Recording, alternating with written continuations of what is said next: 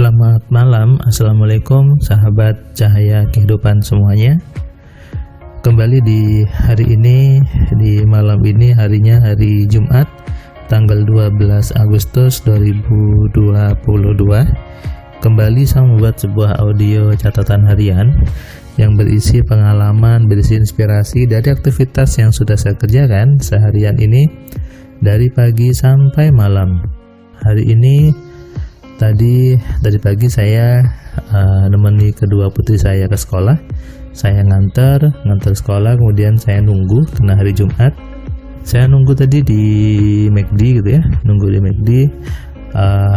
Setelah saya absen kantor, saya nunggu di McD sambil buat artikel, sambil ngeliatin IG gitu ya, Instagram, ngeliatin TikTok juga, dan membuat konten di blog saya.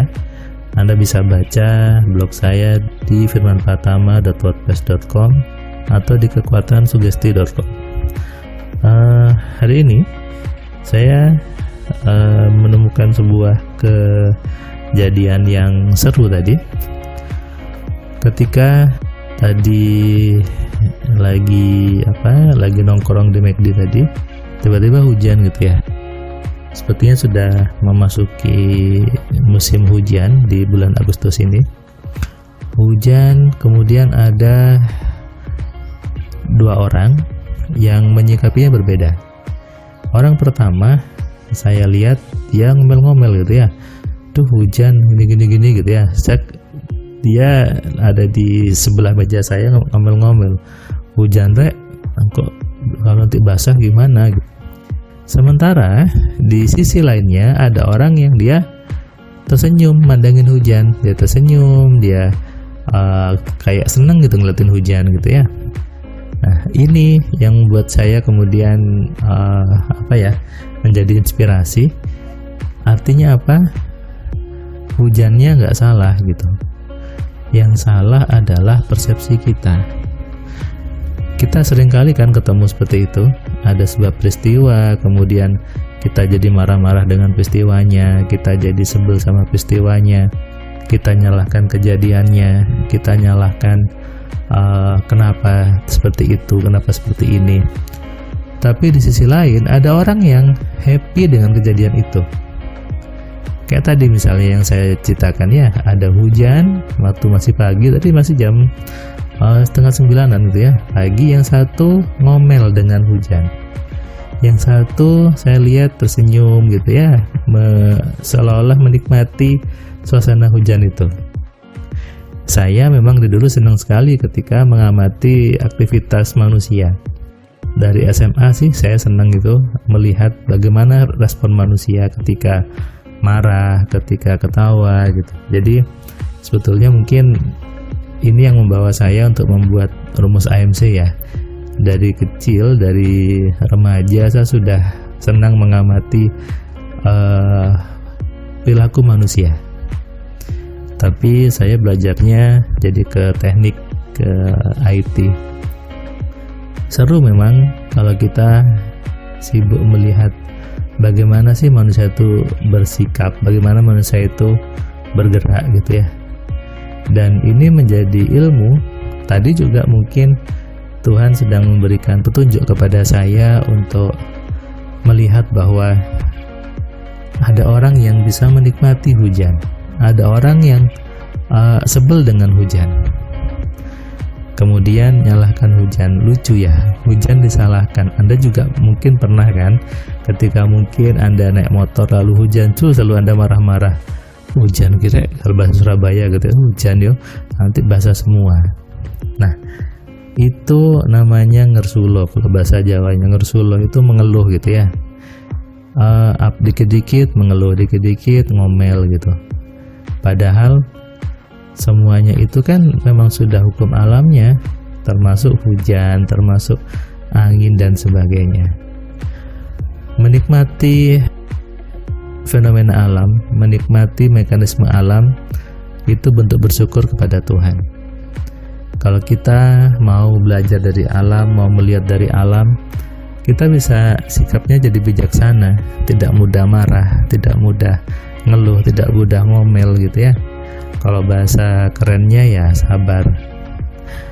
Sabar adalah kekuatan. Kalau di Islam dikatakan sabar dan sholat adalah kekuatannya orang beriman. Ini ada dua, sabar sama sholat. Itu kalau diulas memang ya itulah kekuatannya. Sabar artinya apa? Tadi tidak mudah langsung merespon negatif. Ketika ada yang marah-marah ke Anda, ketika Anda ketemu klien yang suka ngomel-ngomel, ketika Anda ketemu orang yang nyebelin, lalu Anda meresponnya marah, itu namanya tidak sabar. Itu namanya Anda terbawa pola pikir yang memberatkan. Sekarang coba cek, kalau Anda marah-marah, Anda sebel, yang rugi siapa? Orang lain kah? Atau Anda sendiri? Tentu jawabannya yang rugi kita sendiri, kita yang jadi sakit, kita yang jadi pusing kepalanya, akhirnya apa? Vertigo, darah tinggi dan sebagainya. Tapi kalau kita menyikapinya dengan bijak, dengan lembut, dengan kesadaran bahwa ya itu memang untuk saya, karena saya minta, kita bisa langsung sikapi dengan damai, dengan tenang, dan nggak ada marah-marah lagi. Seandainya semua orang memahami konsep ini, seandainya semua orang menyadari, tentu dunia ini damai, tentu dunia ini penuh dengan bahagia.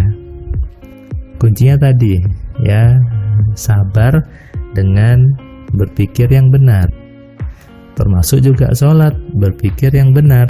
Jadi sholat dan sabar itu dua kekuatan, betul, tapi harus disertai dengan bagaimana memahami kerja pikiran, bagaimana mengelola pikiran Anda, sehingga sabarnya itu nggak ada batasan. Tapi kalau mengatakan sabar ada batasnya, ini juga suatu yang salah. Itu batas itu sebetulnya bukan batasan, tapi Anda sudah lagi tidak mampu mengontrol diri Anda, sudah lagi tidak mampu mengontrol pikiran Anda. Tidak apa-apa, tapi makin lama dinaikkan levelnya kesabarannya. Misalnya kalau selama ini ada yang bilang Anda bodoh, Anda sudah marah, ya sekarang dibilang bodoh jangan marah gitu. Dulu saya juga seperti itu ketika masih kuliah gitu ya. Di Telkom waktu S1 itu ada satu dosen yang ngomongnya nggak enak pokoknya. Jadi ngomong sampai apa ya, bodoh lah, goblok gitu. Saya pernah diomongin seperti itu. Dulu sempet dongkol sekali gitu ya, tapi karena emang saya salah, saya nggak tahu ya gimana, ya sudah, saya belajar lagi, saya perbaiki, dan akhirnya nggak lagi diomongkan seperti itu. Ketika bekerja, pertama kali bekerja, saya juga dibilang bodoh sama senior saya. Waktu itu saya sudah menter gitu ya, sudah kebal ya, sudahlah, memang nggak tahu mau gimana.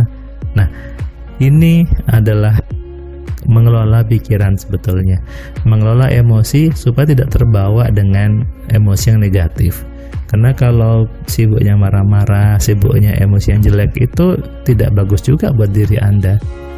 Akhirnya ketika Anda sakit, stroke gitu ya, yang rugi siapa? Anda dan keluarga Anda, bukan orang lain.